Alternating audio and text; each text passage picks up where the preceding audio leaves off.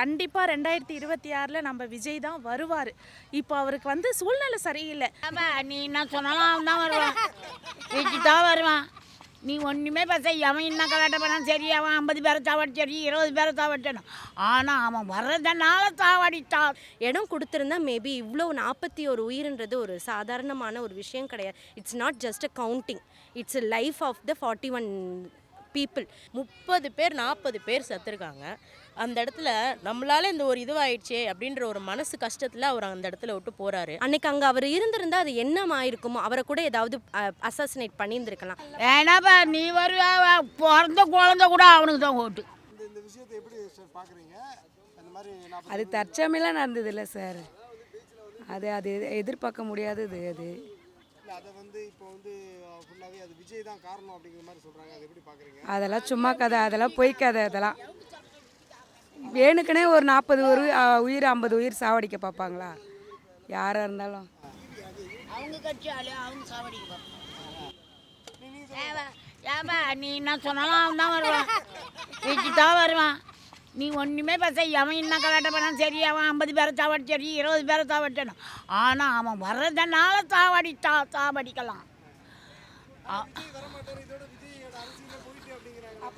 ஏன்னாப்பா நீ வருவா, பிறந்த குழந்தை கூட அவனுக்கு தான் ஓட்டு.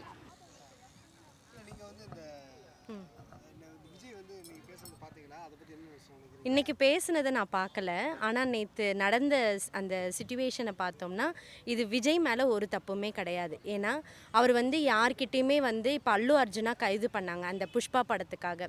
அது வந்து அவர் தெரியாமல் யாருக்குமே வந்து ப்ரையர் இன்ஃபர்மேஷன் கொடுக்காம போனாங்க. ஸோ அதனால வந்து அவரை கைது பண்ணாங்க. இப்போ இது விஜய் வந்து அரெஸ்ட் ஆகிடுவாங்க அப்படி இப்படின்னு பேசுகிறாங்க. அதெல்லாம் பொய், ஆகவே முடியாது. ஏன்னா அவர் வந்து இப்போ வந்து நல்ல மக்கள் பலம் அதிகமாக இருக்குது. இன்றைக்கி கூட எல்லாம் கோர்ட்டில் கூட கேட்டிருக்காங்க, நீங்கள் வந்து நிறைய பேர் வந்திருப்பாங்கன்னு நீங்கள் ஏன் சொல்லலை அப்படின்ற மாதிரி நிறைய வாக்குவாதங்கள் இருக்குது.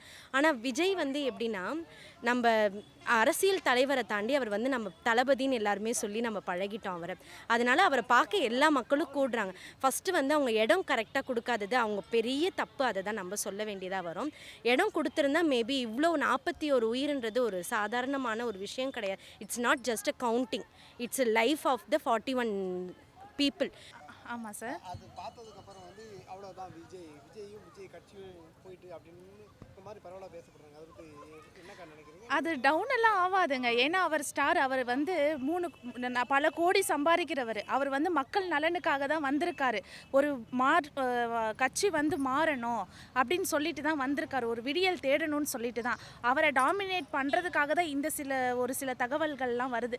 கண்டிப்பாக 2026 நம்ம விஜய் தான் வருவார். இப்போ அவருக்கு வந்து சூழ்நிலை சரியில்லை. 41 பேர் இழந்ததுனால அவராலேயும் வெளியே வந்து சரியாக பேச முடியல. எல்லாருமே அவர் தான் காரணம்ன்றாரு. இதுக்கான முழு காரணம் அவர் இல்லை. ஏன்னா ஒவ்வொரு மாநாடுலேயும் வயசானவங்க வராதிங்க, கர்ப்பிணிகள் வராதிங்க, குழந்தைங்க வராதிங்க, பெண்கள் வராதிங்க, உடம்பு முடியாதவங்க வராதிங்க.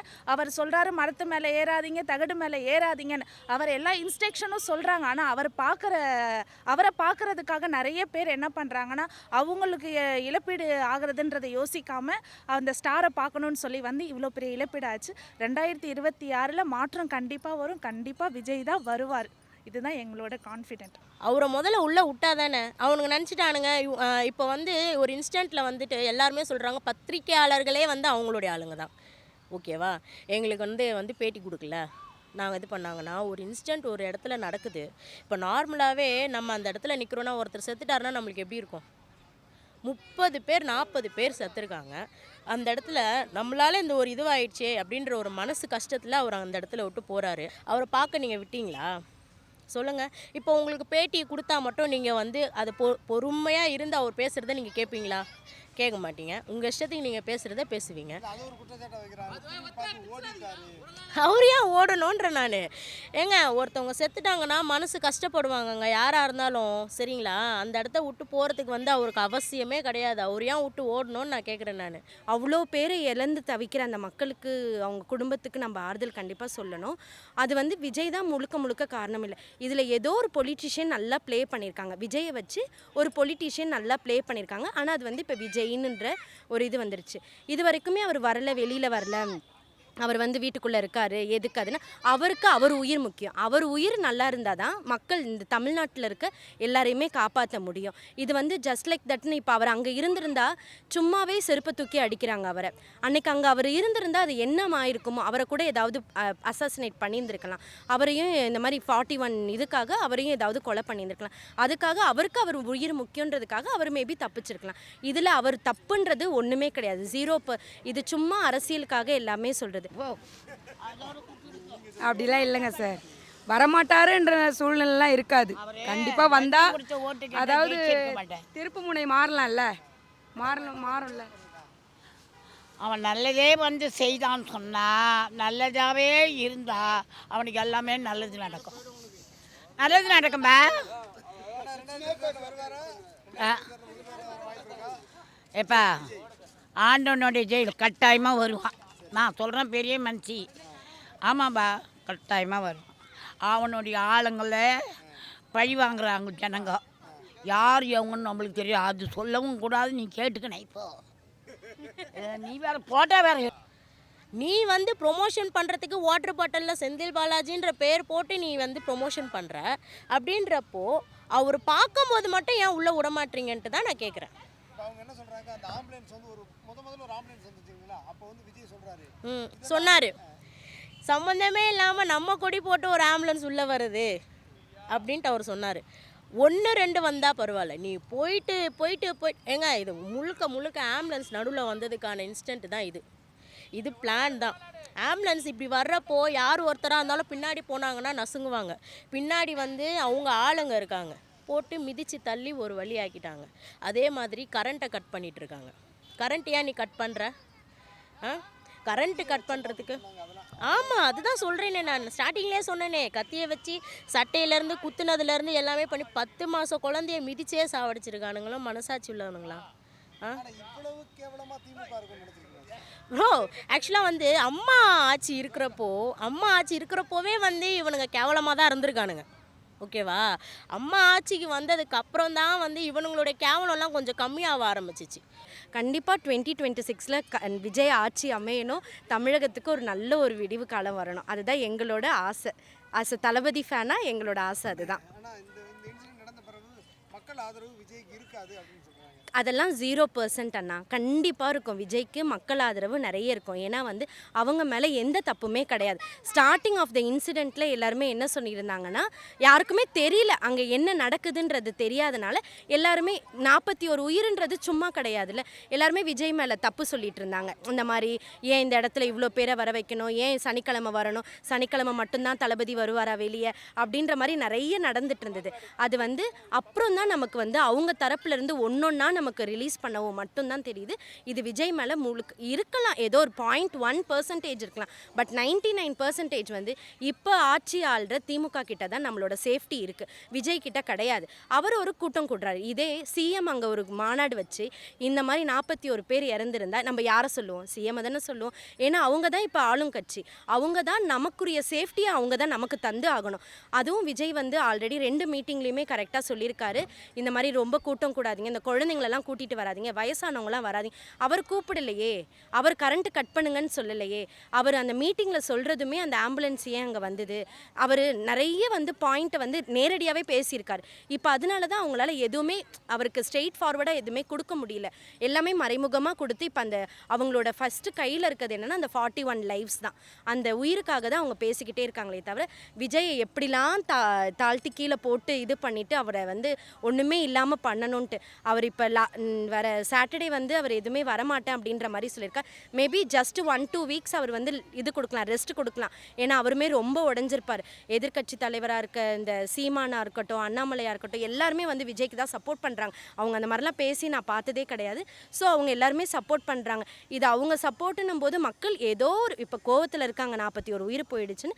கண்டிப்பாக எல்லாரும் புரிஞ்சுக்கிட்டு 2026 கண்டிப்பாக விஜய் வின் பண்ணுவாருன்னு எங்களோட விஷஸை நாங்கள் விஜய் தளபதிக்கு சொல்லிக்கிறோம். போலீஸ்காரனுங்களே வந்து நான் இப்படி சொல்கிறேன்னு நினைக்காதுங்க, எச்சைங்க மாதிரி நடந்துக்கிறானுங்க. ஆனந்த் சார் அவர் வந்து கோயிலுக்கோ எதுக்கோ வந்து இறங்கி போகிறாங்க, காரெல்லாம் இப்படி நிற்கிது. அதுக்கே வந்து போலீஸ்காரன் வந்து கேட்குறான், உங்களுக்கு வேறு வேலை மயிரே இல்லையா அப்படின்னு கேட்குறான். ஒரு இவ்வளோ பெரிய இடத்துல இருக்கிறவரை நீ அந்த கேள்வி கேட்கலாமா? நீ என்னதான் போலீஸ்காரனாக இருந்தாலும் அவ்வளோ பெரிய இடத்துல அவரை வந்து அந்த கேள்வி நீ கேட்கலாமா? கேட்கக்கூடாது. அதை தான் சொல்கிறேன்ல, போலீஸ்காரன் ஃபுல் அண்ட் ஃபுல் வந்து இவனுங்க கிட்ட தான் அடிமையாக வேலை செய்கிறானுங்க. ஓகேவா? வந்து அந்த கூட்டத்துக்குள்ளே வந்து போலீஸ் வந்து லத்தி சார்ஜ் எடுத்திருக்காங்க, அடிச்சிருக்காங்க. அதுதான் சொல்கிறேனே நான். உடனே மக்கள் வந்து கலந்து போயிருக்காங்க. ஆனால் வெளியில் வந்து போலீஸ் நாங்கள் வந்து உங்கள் பாதுகாப்புக்காக தான் நின்னோம், உங்களை வந்து பாதுகாப்புக்காக நின்னவனுங்க அந்த இடத்துல வந்து மக்கள் வந்து நசுங்கிக்கிட்டு இருக்காங்க. இது ஒரு லேடி வந்து பேட்டி கொடுத்தாங்க.